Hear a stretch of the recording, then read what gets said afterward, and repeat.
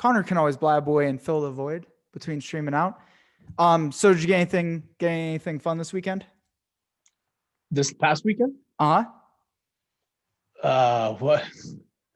I'm trying to remember what the weekend was. Yeah, right. The family, we all spent a lot of time together, and just we're pretty much sheltering at home. So for us, it's just about like finding places we can go. We found some like different parks, different areas where we can hike, and just different things we can do, but like that's quite alone.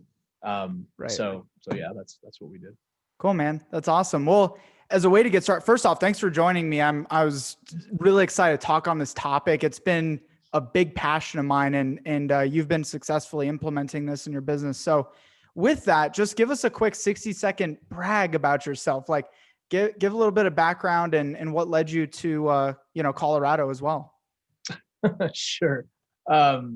So I guess the 60-second overview is I'm an entrepreneur, in probably one of its most truest forms, in that I've created a number of businesses. I've had a number of pretty good successful exits, but I continue to build businesses that I operate, and then build up to a point where then I can have a leadership team be able to operate it without me, and then I move more into like the visionary role. And so this is just like a pattern. It wasn't intentional. It's just kind of like at some point you realize what your strengths are, and those were my strengths. Today I operate a company called Flow. We have a number of different divisions inside of Flow. One is Flow Content, where we do content marketing, and the second one is Flow Agents. Flow Agents is where we do customer service outsourcing. And why leave the beautiful state of California for the miserable, wretched Colorado? Well, it wasn't for the mountains. That's one of the misnomers. A lot of people think I moved to Colorado because I'm really into like skiing or snowboarding. I mean, I like snowboarding, but it has zero to do with that. Back in like 2001, I was on a consulting project at a company out here called Johns Manville. And I remember when I was out here, I was like, oh, this town's kind of sleepy, but there were like fairly youngish people around, and it was kind of cool to like go out at night. And I was alone, doing the consulting gigs. And so I just remember thinking like, if I ever was going to move, like I would think about Denver. And when I got married in 2007, my wife is from India. She was actually my recruiter for a business that I built and operated out there. So she had helped recruit all my staff. And as I say, she recruited me. And so when she moved from India to the States, it really didn't matter to her where we moved. And so we lived in LA for almost a year, not quite, but almost a year. And I got a place right across the street from my parents so that she and my parents could build a relationship. I thought that was a really important thing. I didn't want to go through life with the situation where like, my in-laws and my wife didn't really know each other, and therefore there would be problems. So this allowed for some bonding to happen. And then after that, we moved to Denver, and she was amenable because at that point she was already giving up all her entire world. So she didn't mind. And I came out here because I really saw there was a lot of opportunity. There wasn't quite as booming yet. It actually boomed while I've been here. I'm not going to say it was because of me, but I'm just going to say that the correlation is uncanny. Now go ahead and say it, because it'd be cool to say. I don't know. But coming out here, was really like, it was a pretty like sleepy-ish town relative to what I think it is today, and relative to what I was coming from. And I just felt like if I wanted to build a family and be able to hustle hard, like I could hustle here. And if I wanted to jog some days, like Denver was cool with it. My version of LA, and I think different people have different versions of LA because it's so big, but my version of LA wasn't very attuned to like having a moderate lifestyle. Mine was very much like a high charging one. And I just could sense that there would be a great deal of like suffering that would occur inside, because I wasn't fully equipped on how to handle it. And LA kind of is hard for that. Now I think today I could probably go back better equipped, but I just didn't have the tools then. Do you want to talk at all on just growing up, and did you always have aspirations for entrepreneurship when you were younger? Yeah, I mean, I wouldn't say I really even knew what the word was, to be honest, Connor. Like, I remember the word was introduced to me. I think the word entrepreneurship was introduced to me in high school. But I grew up in LA. Like, I grew up in a motel from the age of 0 to 14. And I didn't know any of this stuff. My parents are both immigrants. So not that they didn't understand what the word business meant, but entrepreneurship was it's like a fancy word. It's still a pretty fancy word. So I didn't really know the concept. What I just knew was early on, like I wanted to make some money, and I was doing things that would make money. Later in life, some business people came around my way and told me, oh, that's called entrepreneurship. And that thing you're doing over there is called supply chain. And that thing you're doing over there is called marketing. And that thing you're doing over there is sales. But I didn't know, like, I was naive to it all. I just knew, like, if I've got some stuff that people want and I could charge more than I paid for it, like I can make money. Right. Pretty basic concept from there. What was growing up in a hotel like, or motel? Yeah. Good. Or Holiday Inn. Hotel, motel, Holiday Inn. Yeah, make the distinction. The way I put it is a motel, the doors face out. The hotels, you got the doors facing in. So the place where I grew up was, it's not even like, it's a throwback. There's not even motels like that I know of today. For example, there was 2 floors, but the bathrooms were communal. So it wasn't like every room had a bathroom. It was more like a dorm, where you have communal bathrooms, but it was a motel, right? That's quite odd. You wouldn't picture that today, but so you're sharing a bathroom with like other guests and stuff like that. Yes. Yeah, exactly. And that's odd. Like, it's weird to describe that, but that's what what we had. The laundry was 1 washer, 1 dryer, and for some reason, like, my parents were responsible for doing the laundry of tenants. So I think they maybe they paid money or something like that. But the laundry was done, like your clothes were done by my mom. It was a weekly place, like you paid weekly. And so, just to give you kind of an idea, and it was a really transient population. There were very few people that were there for very long term. We were long term.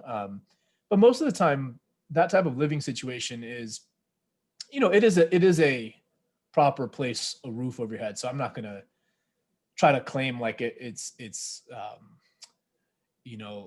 for people that have been homeless, a motel would have been a luxury.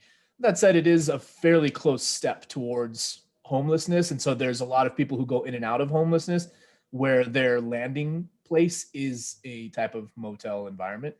And so there was just a good deal of transient people through that. Like I said, very few. I knew the people, like there was a guy named Joe McMahon who was a long-term tenant. There was just a few people that were long-term. Yeah. And you're still going to school and everything at the time? Yeah. I wasn't dropped out or anything. No, I was going to school. Yeah. Yeah. That's interesting. I'm sure you have so many more stories on that. We could probably do a whole podcast of experiences you've had living there, growing up and everything. And some pretty key developmental years also, which is interesting. And you're very much now into meditation and flow states, and the way you've built your business, I found really fascinating. And it's something a lot of entrepreneurs individually tap into, but the fact that you've cracked a code and almost a science to get your whole team built around flow states is, fascinating to me. But what I am interested in is, so from LA and that kind of hustle and bustle and that grind, is that where you kind of fell into learning flow and meditation, or was that something you held from a young age? No, not at all. Meditation, I've had like fits and starts with meditation. I think a lot of people probably experience it the same way as I did. Like, I tried it for some time and it did stick, but I tried it when it did stick for a particular reason. And then I stopped having the reason and I stopped being able to like stay in meditation. The reason was early on, it was around, I'd say my junior year of high school. I was playing soccer. I was a pretty good athlete in high school. And I had this iliotibial band type of an injury where it would just like pop out, my hip would pop out. And so that injury kept like occurring during soccer season. And not so much as in wrestling for whatever reason, but it did happen a lot in soccer, and probably just like the cuts in the movements that way. Anyways, so the pain was pretty bad. And what I would do is like sit on the side while the guys would warm up, and my coaches were all totally down for it. But I would just sit on the side and focus on the area. And really what I would just do is like concentrate on that area and like think like get better, feel better, like stop hurting. I didn't have like some method. I just was doing, it was intuitive. It was just an intuitive thing.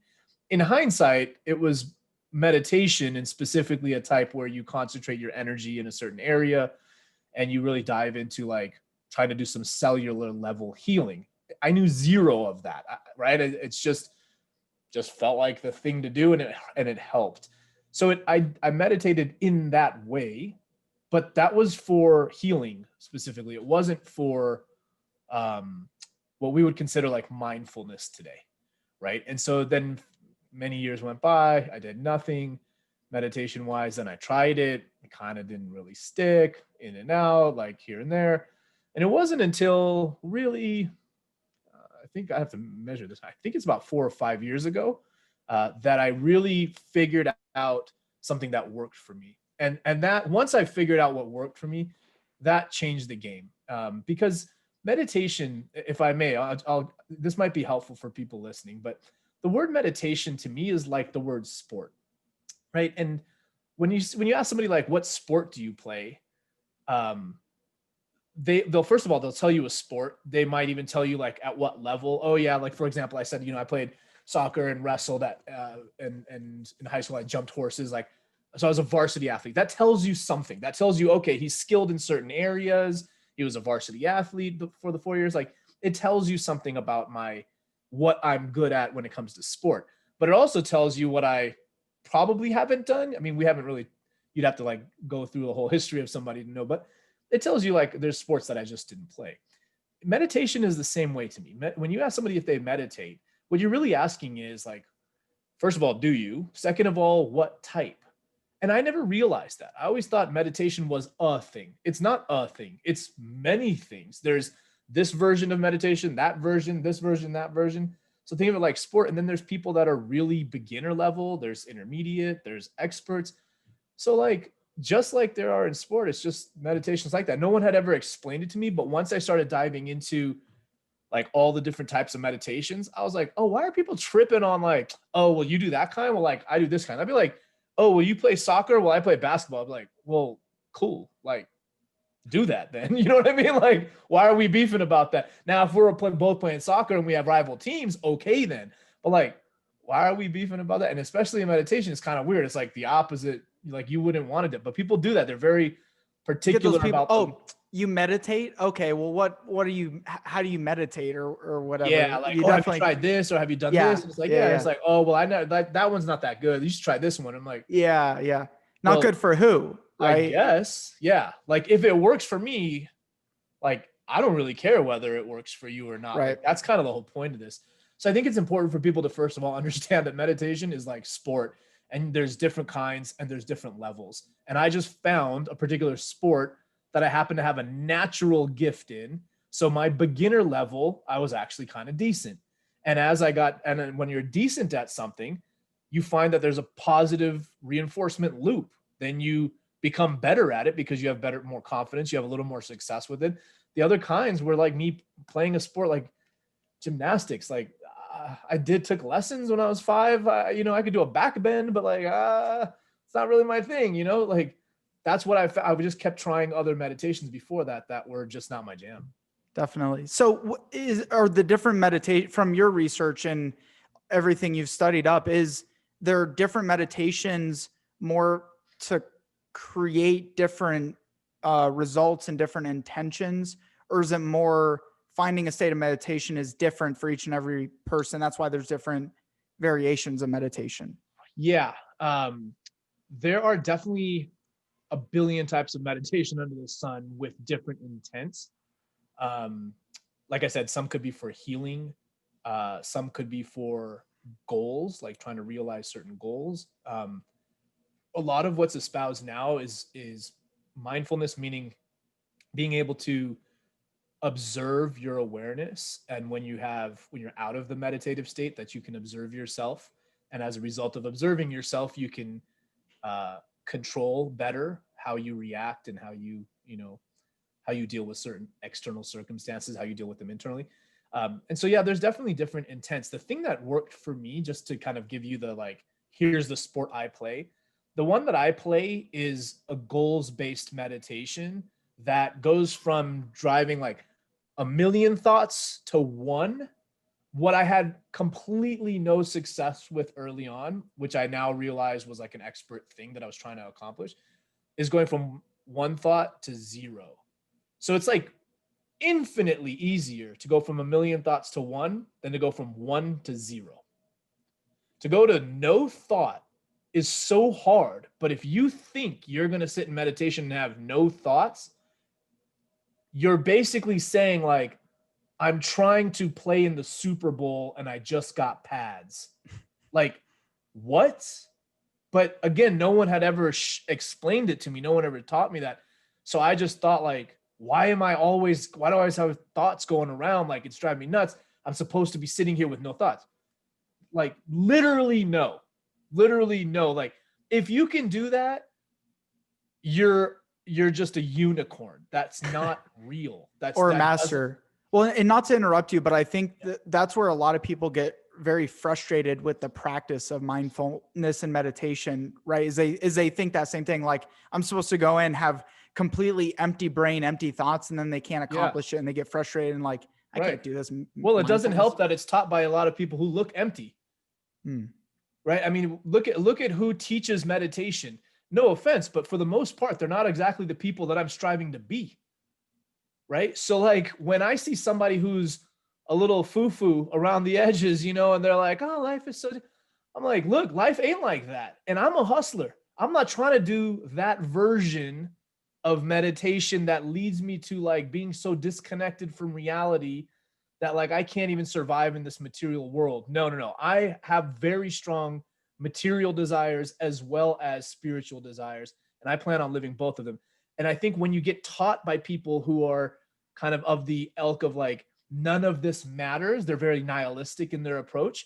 You can see they themselves financially suffer. They suffer to make any kinds of ends meet. They suffer to make a business out of what they're doing but then they claim to be happy. We know it's bullshit.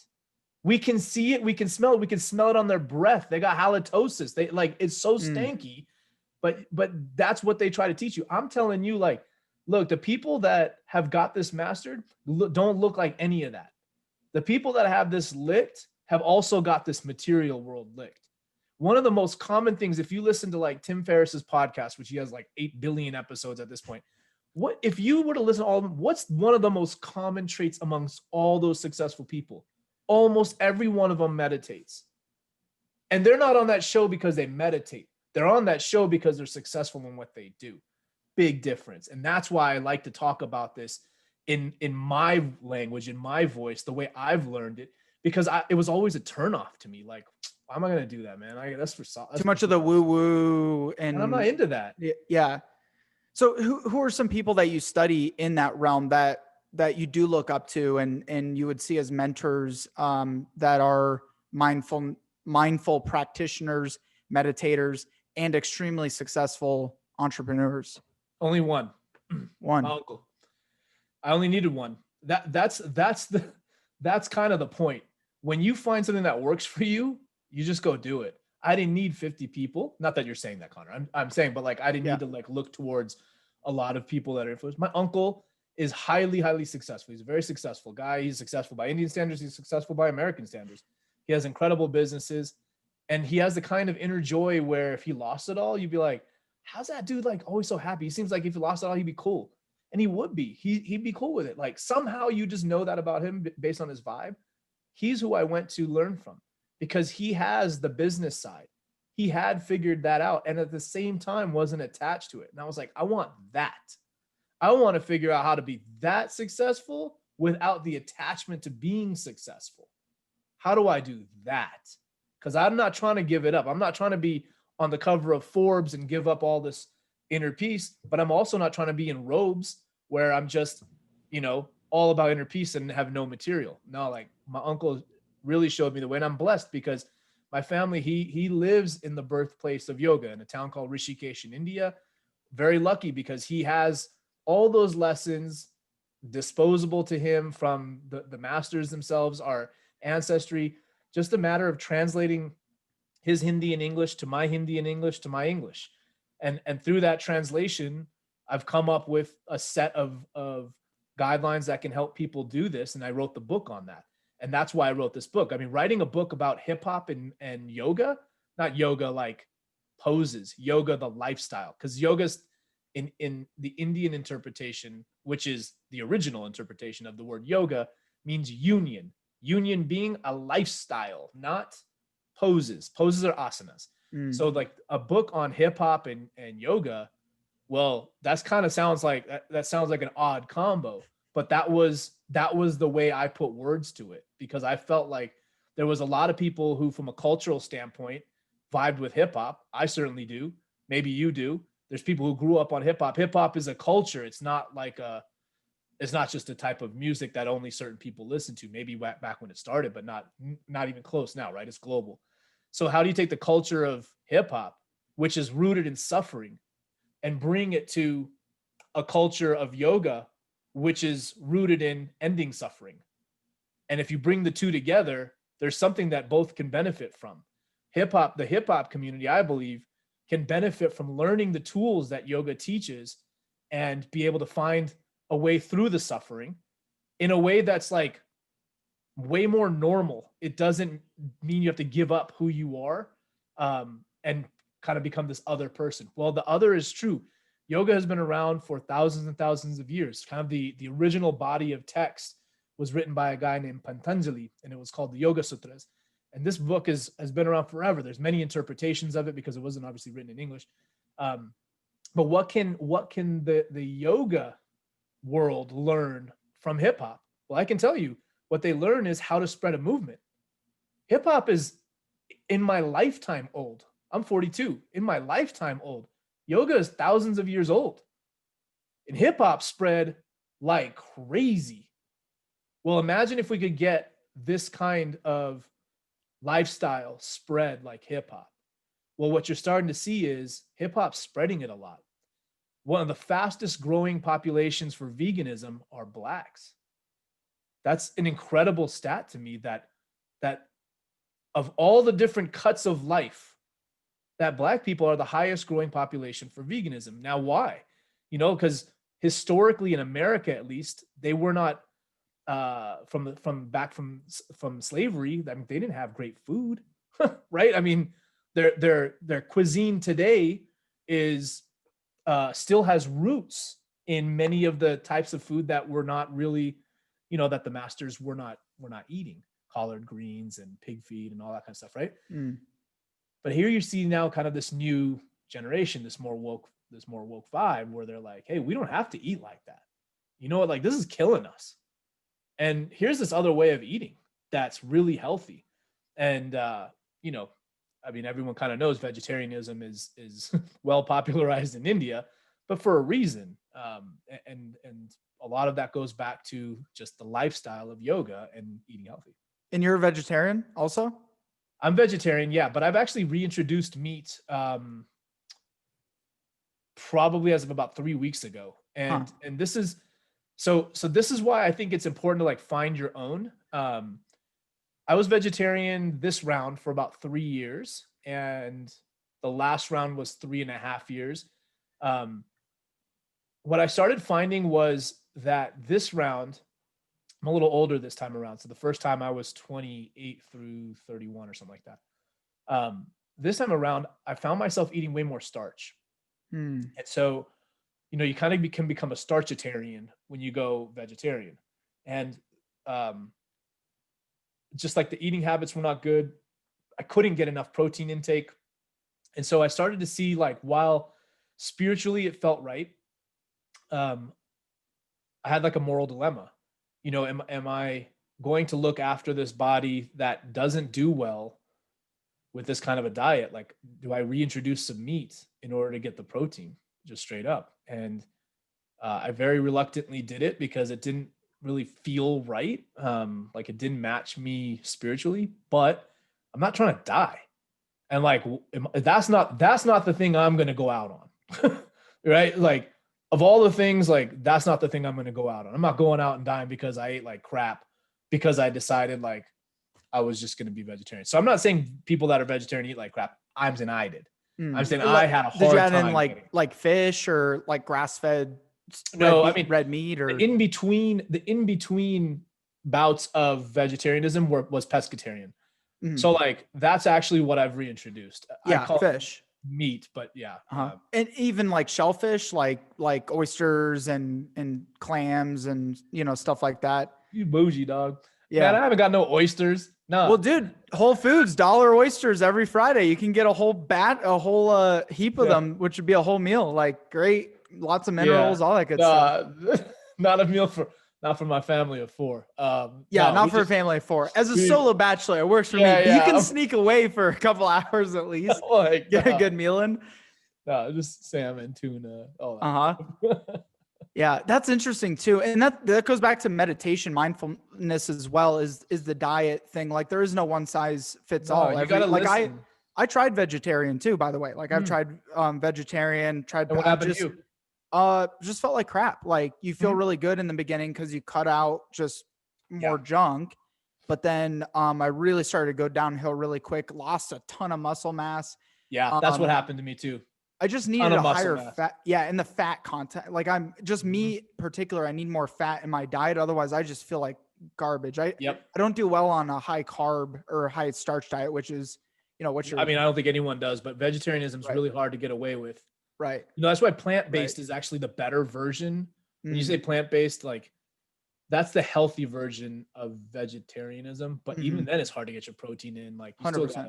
gotta. But for the most part, we're still eating mostly veggie. Yeah, Um, it's just that I needed to introduce something that would give me some protein. 100%. That's Yeah. interesting. So where do you bridge that gap between where we're talking in mindfulness meditation in those who are practitioners, but you wouldn't point to them as successful, and actually applying it to the real world and business, entrepreneurship, sales, marketing? Where do you actually bridge the gap between the two? Well, there's there's a number of reasons why people become successful. There's certainly the opportunities that they have, uh, opportunities based on what they might have been born into, opportunities based on what they've created, and just good fortune. That's a thing. And then there's the skills one develops. But then once you get, not saying that you are ever done maturing in those areas, but the next level to work on is realizing that in order to unlock another level of success, it's actually you. It's that point. It's that point where, if you think of Maslow's hierarchy of needs, the base of the pyramid are kind of your fundamentals: shelter, food, clothing, till like emotional stuff, till finally you get to like self-realization, which is the Mhm. ultimate type. When you're starting to like work your way up that pyramid, there is a realization that happens where you can see like, in order for me to hit this next level, like at this point, it's all in me.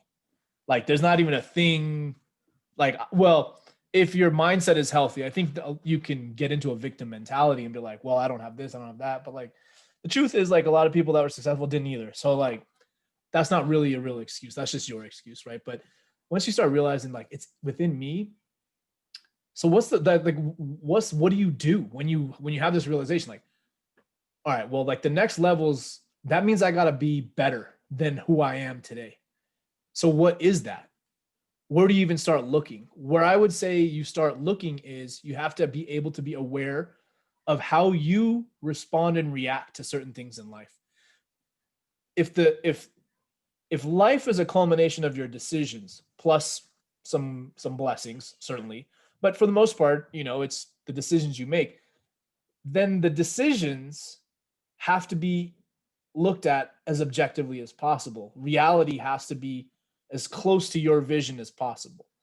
Well, when you don't have the awareness of how you're acting, how you're reacting, what is real versus not real, how you're dealing with that, when you don't have that awareness, you are blind to your instincts, and your instinct in a bad way, not in a good way. I'm a huge believer in reacting on instinct, but a refined instinct, not one that is just like because it's programmatic. It's almost in your DNA to react certain ways. Reptilian.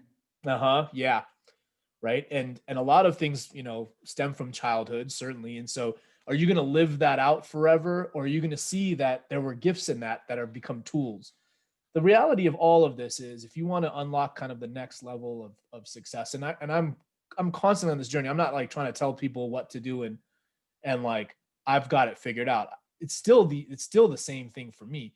When I want to figure out what's the next level, I just got to look at myself and be like, well, what is it about you right now that's holding you back? Let me give you a good example of this. Have you ever heard of the shadow self?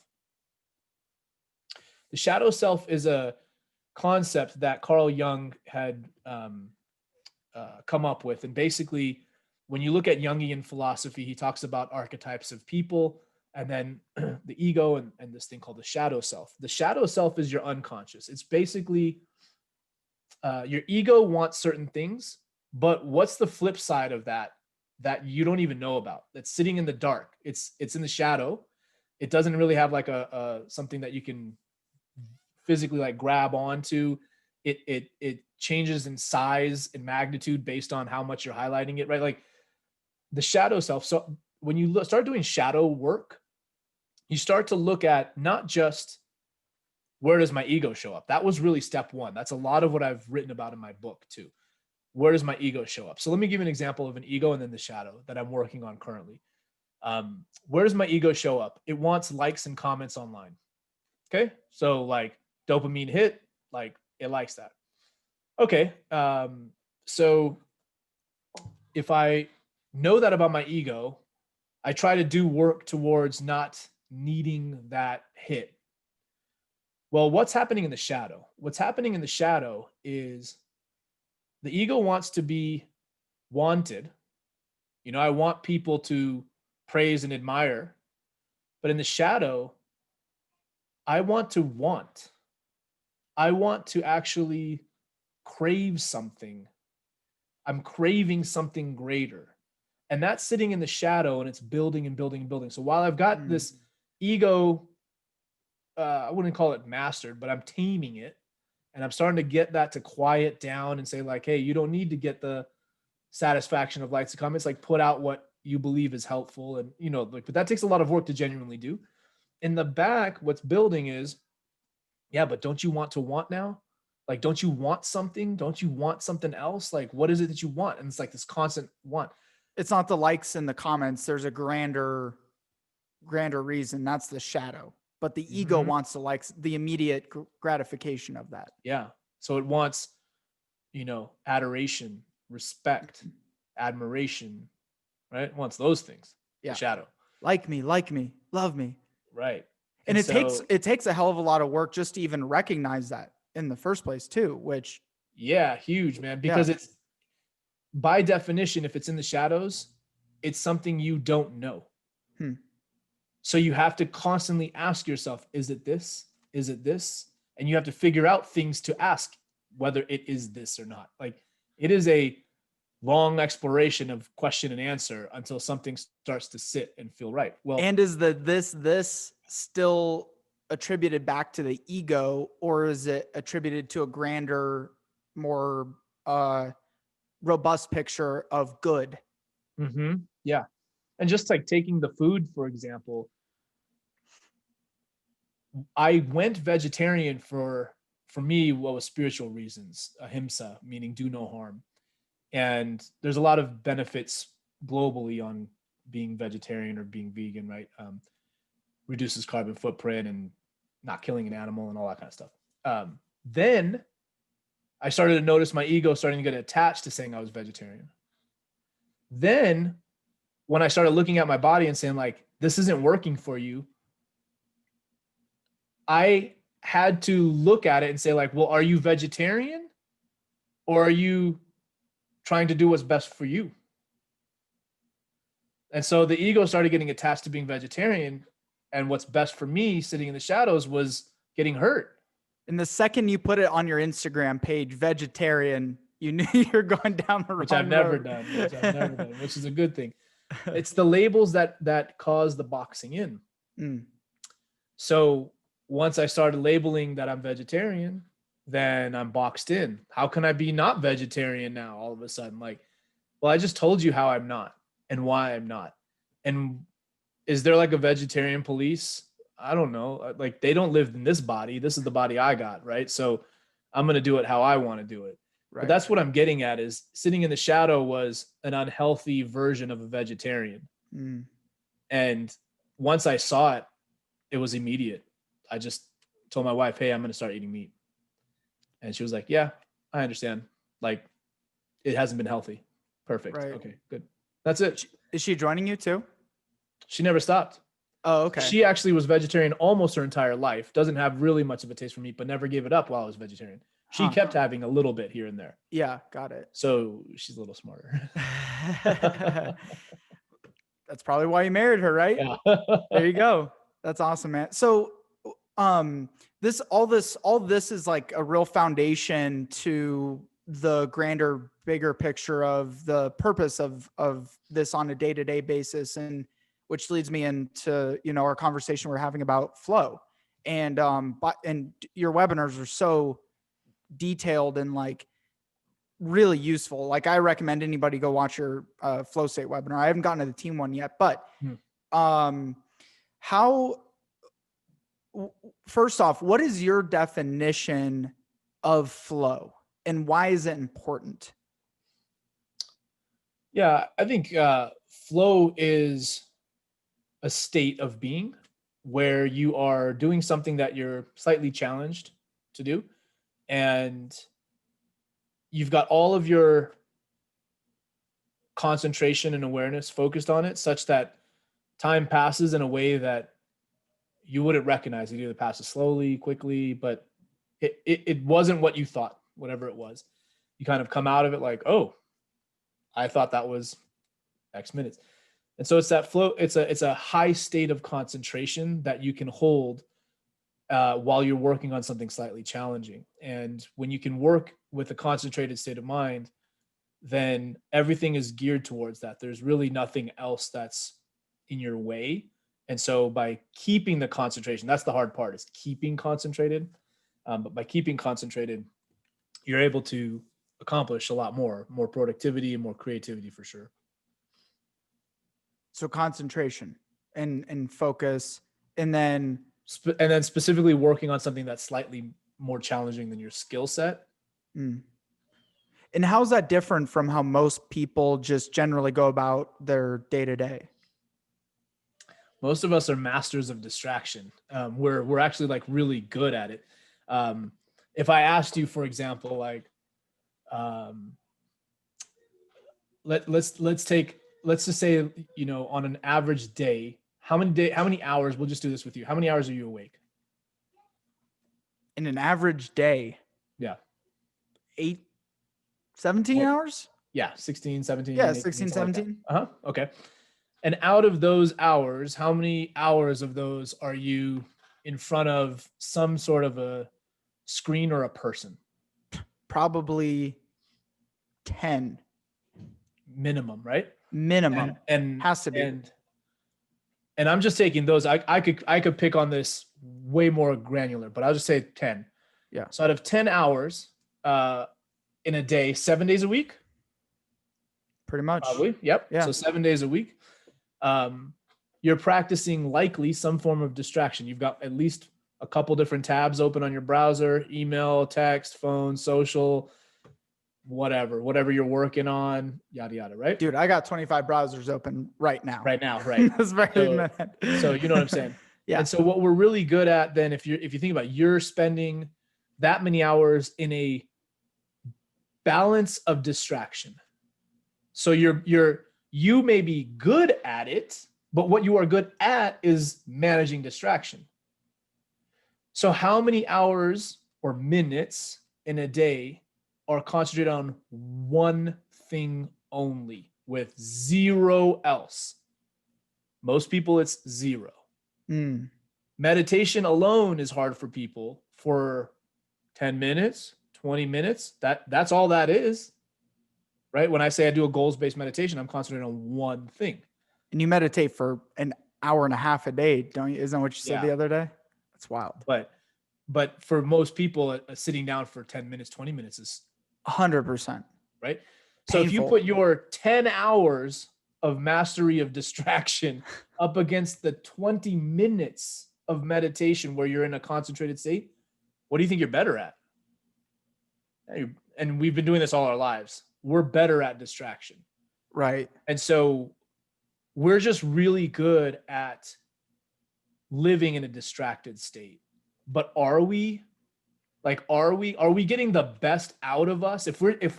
If in order to achieve a level of success, we know it's within us. And if I were like coaching you or the people listening or everything, I would say this exact thing. How many hours a day or how many minutes a day are you spending in a distraction versus in a concentrated state? And the answer will be obvious. There's no way you could sit and just be, I know you can't meditate for an hour and a half. Like that's because I've gotten to, some level of a pro league here at this point. Like I didn't start there. But you can't build that skill if you haven't practiced it. And so meditation it has a lot of benefits, but one of the benefits is being able to concentrate.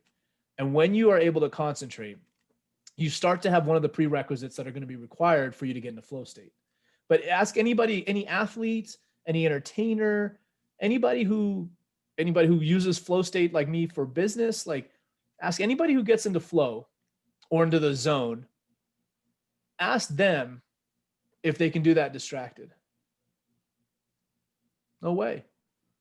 No way. There's nothing about that. There's not an elite athlete in the world who is training at the levels that they need to train at while they're flipping around on their phone. It's just not happening. They might do it after, but they're not doing it during. And if they're doing it during, they're not going to be the best. So like the question then becomes, well, what's your sport? What are you training for?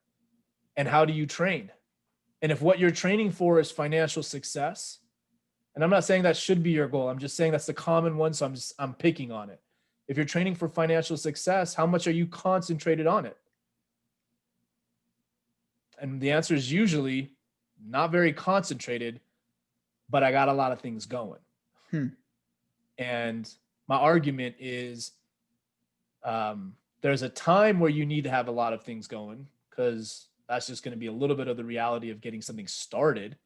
And that might be 2 years. I'm not saying it started for like a month. I'm saying that could be a while, but there will be a point where you have to start to concentrate on what you want to get done. So today, for example, I think I told you this before we hopped on here, but today until 2, I was intentionally I was in flow state working on sales outreach. So all of the sales outreach programming, like from the sequencing to the messaging, to the scripting, to the building of systems for it, all that was on my plate today for sales enablement, trying to step up my level of outbound sales for our businesses. By mastering whatever this program is that I'll build, I can then hire people into it who can be successful as salespeople. But it'd be foolish for me to hire salespeople and I have no process for them, right? And how many hours did you stick into that today? 9 to 2 straight. So two hours straight? 9 a.m. to 2 p.m. Oh, got it. Yeah. Mm-hmm. So I told my wife, for example, because we're both at home with the kids, working, hey, I'm not coming up for lunch. Don't ask, don't not think I'm going to be in it. And that's kind of the code for like, I'm going to be in flow state. I'm going to be in it. I'll come up and I'll come out of it. When I came out of it, was around 2-ish. I was beat. And I had this at 4. So from 2 to 4, I grabbed a bite and I took a nap. And taking a nap sounds very not work like, but what I just did in 5 hours is about a week's worth of work. So I'm not tripping on myself. I also have done work to know that being constantly busy doesn't equate to hard work. And so I'm okay with saying like, well, I'm just going to lie down and sleep.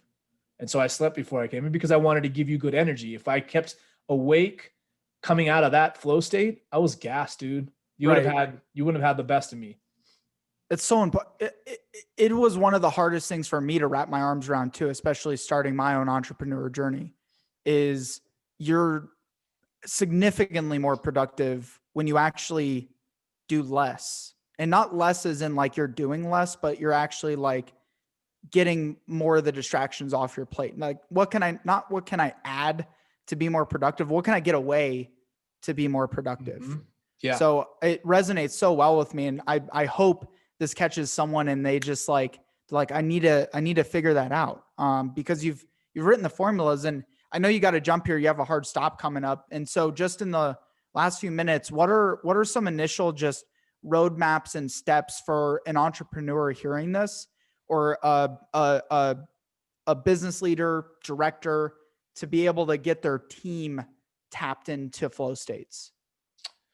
First, you've got to get yourself tapped into flow state, because if you can't get it to work on yourself, you won't be able to explain it nor see it and observe it properly for your team. So I would start there. In the show notes, can we provide a link to the webinar? I don't have it very 100%. public because it's not for any great reason. Like, it was something I taught my team, and then I went and taught a few people. It wasn't like something I've marketed.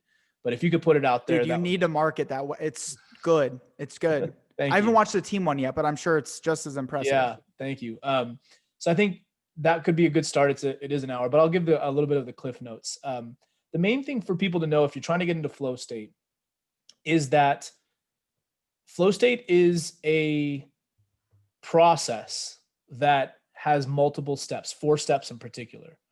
And if you follow these 4 steps, you can get into flow and be able to get into it. Not probably every day. I tend to get into it about 2 to 3 times a week, but I try every day. And so that's kind of the effort, right? Out of 5 times, I'm usually in 2 or 3. Some weeks, none. Some weeks, 4 or 5. But the 4 steps are this. The first one is that you've got to have recovery.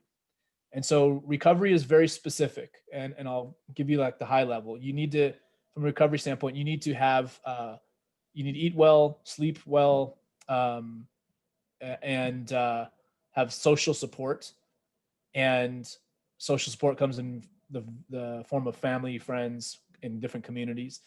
And so you need to have all 3 of those, sleep, food, social support. And then you have to choose of one of the other 3. One of the other 3 is gratitude, meditation, or exercise. Gratitude can be, I believe the stats on that are 5 minutes a day. If you meditate, it needs to be at least 11 minutes. And if you exercise, it needs to be 20 to 30 minutes. And so the greatest hack, quote unquote, would be to actually do gratitude at 5 minutes, or meditation at 11. Exercise would be the longest one. Exercise has other benefits though, so I'm not saying it doesn't, but meditation before exercise makes a difference and matters, or post exercise? You're just choosing one of the 3. Yeah. So there's 3 things you have to do to recover, and then you choose one of the other 3, right? So is all 3 optimal to be able to knock out all 3? Yeah, for sure. Tony Robbins calls it his hour of power, or power hour. And he does like some gratitude, meditation, and workout in 1 hour. For sure. If you can do all 3, that's a hell of a stack. But I'm just giving you minimums. And so you have to be able to do that. That's important, because being in flow state is an energy state. It's a place where you're concentrating a lot of energy in one particular thing. And so there's a huge amount of energy output going into that. So just think of it like that. Like, you're trying to manage your energy. So you have to recover the energy, right? And so those are the steps you have to do there. Once you now dive into whatever the problem is that you're working on, to, the work to get into flow state, know that the next step is frustration. It's actually struggle. And this is something that was very, enlightening to me. When you're working on something that's slightly challenging, first of all, get into flow state, you must be working on something that's slightly challenging. And I say slightly, meaning it can't be so hard that you get so frustrated that you can't get into flow. It has to be just harder than your skill sets, that like your skill sets, if powered through, could get you there, but you're not quite as good as what you're working on today. And this is how you get better, by the way. So struggle or frustration is step 2 of getting into flow. You have to struggle. If you don't struggle, if it's easy enough for your skill sets, you won't get into flow. you'll just do the work, but you won't get into flow. You have to actually work on something slightly more difficult. There's a little channel, above the channel of the difficulty it causes anxiety. Below the channel will cause boredom. So like you got to find what that channel is for you and work on something a little bit more difficult. So how do you do that? You have to piece your work off so that you are not just optimizing for time, but you're optimizing for the difficulty level. So what I said today that I was working on, all those sales things, actually what I was working on was building out the systems. It was a technical, so there were 2 courses that I took over the course of last week in order to figure out how to build these particular systems and how different. So I took 2 courses till today. I finally could like start to work on the build of that. Well, that was the one thing that was slightly more difficult than my skill set, right? But if I tried to take on too much, like sequencing, writing sequences, tomorrow I'll start writing sequences and scripts. That would have been too much for one day. So like that's tomorrow's. And not tackling it when you get back into flow later today, moving it to another day. I'm moving that to tomorrow. Mm-hmm. So you just got to piece off your work so that you can be slightly frustrated. And then here's the key. 3rd step is that you have a release. So there's recovery, frustration, and then release. Release is important because you have to actually get yourself out of those brain waves. What you're doing here is you're in different brain waves in each of these different states that I'm explaining to you. You're in a certain brainwave state when you're frustrated. You have to get out of that in order to get into flow, because that's the 4th state. That's the 4th step of all this. But in order to get there, you actually have to do a recovery. And recovery is not exercise. Recovery is a fast walk outside, like a few minute walk. I have like a pull-up bar, so I'll just bang out some like pull-ups and stuff, like some little dips. Like it's something that'll just be mildly active, but not too active, because if you get into exercise, if you go work out, first of all, it's gonna be too long. And second of all, you're completely triggering something else and you're gonna get out of flow. You need something that's active release. And once you've done that for about 5 minutes, 10 minutes, you come back into working on the problem and you'll hit flow. Now, if you can manage this really well and start getting used to this cycle, you'll be able to do this over and over again. So this is why like those different elements are so important. Sleep is so important all of a sudden. Food is so important all of a sudden. They're always important. But now for me, if I'm trying to get into flow and I haven't done those things well, I can't get in. I'm too tired. I don't have the energy. Well, if I don't have the gas, like I literally can't stay concentrated. What is concentration? Concentration is holding your focus on one place for a prolonged period of time. How do you hold it? How you hold it is by shifting your awareness. Every time it shifts, you bring it back. Every time it shifts, you bring it back. And you constantly stay with it. Well, that actually requires a lot of energy to constantly do that. And how do you do that? Willpower. Well, and then as a business owner, you also have fires that come up, emergencies, team trying to contact you and stuff like that. So it's probably a whole nother dynamic to being able to get that stuff out of the way too, to maintain your flow state. Yeah, totally. I mean, from my team, the whole leadership team has flow state blocked off from their morning till noon. So that means no Slack, no email, no phone calls, no meetings, no nothing. So everybody's required to try to get into flow state and do work there. Because like I said, if I'm doing if I'm doing 5 days worth of work and I've got a team doing that, that's why we can accomplish what we can accomplish. 100%. So everyone has to basically shut up for 4 hours a day and know that you're just not going to get responded to until it's done.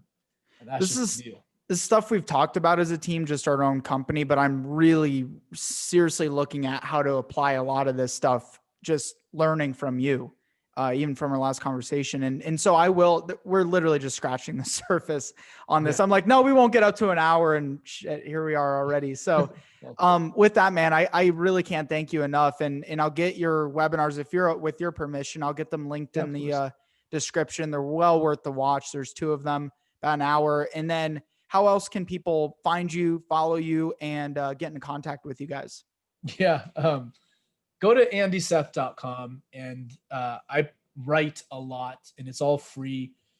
It's a way that I know I can help people, and I'm not selling a product. I don't have any coaching classes or online courses or anything like that. Like I write and create because I believe it can help people. And so I would say go to my website and you'll find really good articles there. If you're interested in the book, it's called Bling. It's on Amazon under my name, Andy Seth.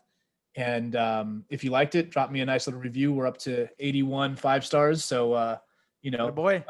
yeah, we're book's doing quite well. And if you're a hip hop fan, check out my album. I produced an album that's a soundtrack to the book. It's under my artist name, Alove, A-L-U-V.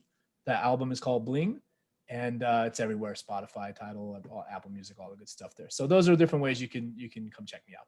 Beautiful. That's awesome. And guys, wherever you're listening, don't forget to subscribe. We're on all your favorite podcast apps. Leave a 5-star review and give us a shout on social media too. We'll